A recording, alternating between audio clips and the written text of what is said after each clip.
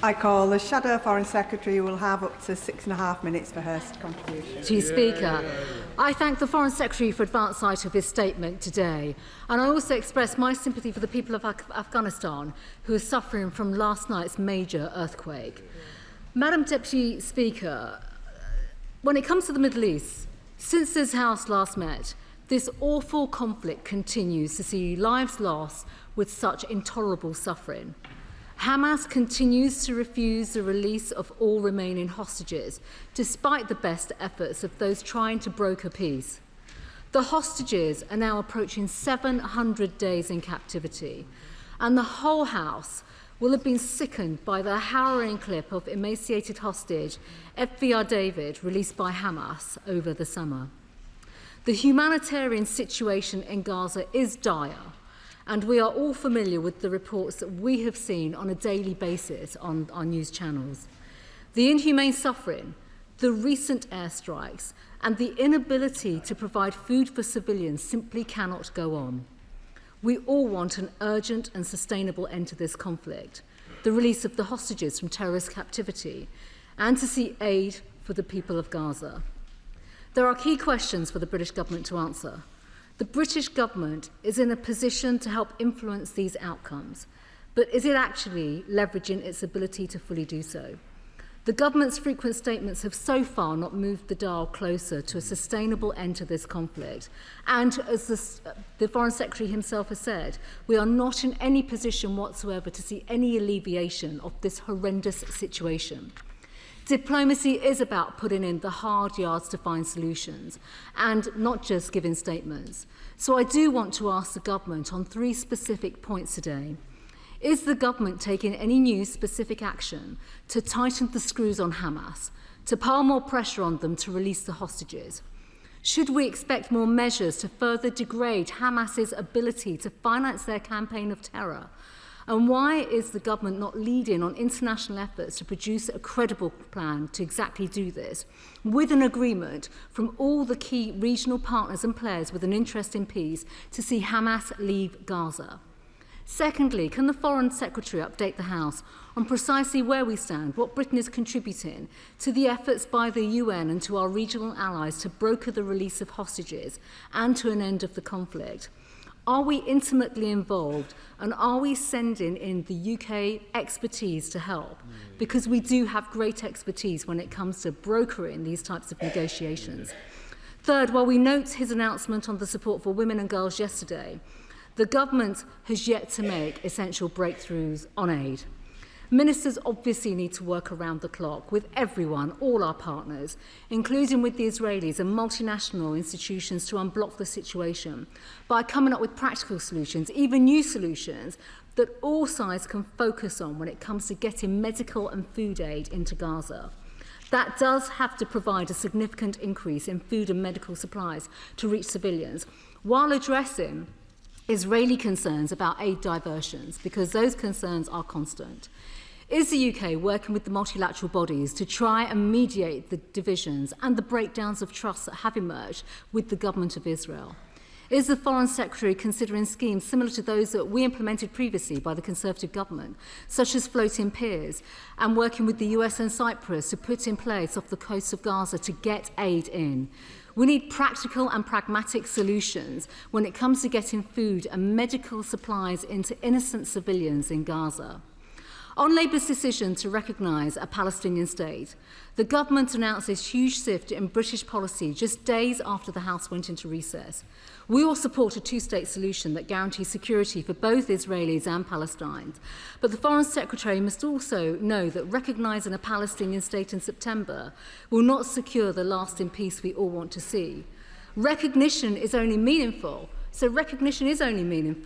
if it's part of a formal peace process, and it should not happen while the hostages are still being held in terrorist captivity and while Hamas's reign of terror continues. So can the Foreign Secretary explain, with his plan to go ahead with recognition while hostages are still being held and while Hamas, who have predictably welcomed and been emboldened by this move, while they continue to hold on to power in Gaza, how and what practical measures are we proposing to remove Hamas from Gaza? The Foreign Secretary must realise that recognition will not secure the release of the hostages, and nor will it get aid into Gaza immediately. And with that, we have to always consider what tools of leverage we have when it comes to future peace processes and negotiations that could actually help a two-state solution to be established for a peaceful situation in the Middle East. How will this unilateral action help to advance the best shot that we have of achieving a two-state solution, which is also the expansion of the Abraham Accords and Saudi normalisation, through which we could also calibrate our actions? Madam Deputy Speaker, on the Middle East more broadly, the appalling behaviour of the Iranian regime has gone on for too long, and they have brought the initiation of the snapback process upon themselves. The Iranian people deserve much better. Tehran must never obtain a nuclear weapon, and Conservatives remain clear that the recent US strikes were necessary. So can the Foreign Secretary confirm whether he believes Iran has the capability and the intention of recommending or recommencing its nuclear programme, and whether his assumption is that snapback, the process will be seen through to completion? And finally, can the Foreign Secretary confirm whether or not he welcomes Israel's actions regarding the Houthi leadership in Yemen, and update the House on how the UK will now use this moment to further degrade the Houthis' ability to carry out the recent attacks and strikes that we have seen? Well, I'm grateful to the Shadow Foreign Secretary for the tone of her remarks, and I'm pleased that she agrees with me, and I suppose the sentiment of the entire House, on the dire, as she describes it, humanitarian situation in Gaza, on the inhumanity that she also described. And she will recognise that even before we came to power, the last government was calling for a ceasefire that we all want to see.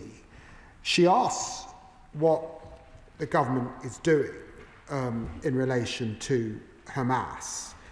And can I just say to her that in New York, with our Arab partners, with the French and others, we were doing just that, supporting the Prime Minister's framework for peace, working with colleagues to establish the circumstances of the day after. We've been crystal clear there can be no role for Hamas. We need the demilitarization of Gaza, and we are working with partners to try and set about the trusteeship, the new governance arrangement with Gaza. And of course, no government is doing more than we are. We signed an MOU with the Palestinian Authority.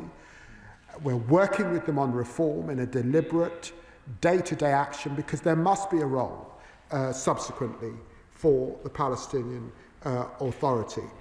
And she asks what new solutions might be found on aid, and that's where I depart with the sentiment of what she's saying, because I'm not sure we need new solutions. It's the old ones. It's UNRWA. It's OCHA. It's the World Food Programme. They exist. They exist. Let us support them. That is why it was this party that restored funding to UNRWA when it was opposed by the opposition. That is not what feeds, I say to her gently, that's not what feeds women and girls. The mechanisms are there. They work all over the globe. It worked last time when we had a ceasefire. Suddenly the trucks went up to 600, 700. We can do it once more. That is the position of the UK government. I spoke to Tom Fletcher at the UN this morning to get the latest. The moderately good news is that truck movements are up in August over where they were when I last updated the House as we came to recess in July. But he reminded me 60 or 70 trucks a day is nowhere near where it needs to be. And one of the reasons why I found the extra resources today is because we know also that the medical situation is dire, and the work that we can do with UK Med is so important and so valued, even up against that horrific situation. And let me be crystal clear. Hamas is a terrorist organisation. Our demands are unconditional and have not changed. The hostages must be released without delay, and there can be no role for Hamas.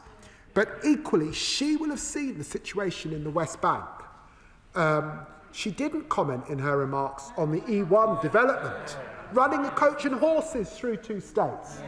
2 states has been a united position of every single party in this chamber. That is why we set out the plans that we did towards recognition. Unless we get the breakthrough that we need on the ceasefire and a full process, we will move to recognition when the UN meets at UNGA in New York. I'm grateful for her support on Iran and the snapback. My assessment is that no country needs the percentages of enriched uranium that we see in Iran. We don't have them in our country. We don't have them at sites like Sellafield and other, Urenco. There's absolutely no need for them. We need a baseline, and that's why we need the inspectors back in. We need to know where that highly enriched uranium has now gone, and that's why we've been very clear with the Iranians on the need to trigger snapback, and that we will see those sanctions come back unless we can reach a diplomatic solution in the next 30 days. Chair of the Select Committee, Dame Emily Thornberry. Thank you very much, Madam Deputy Speaker.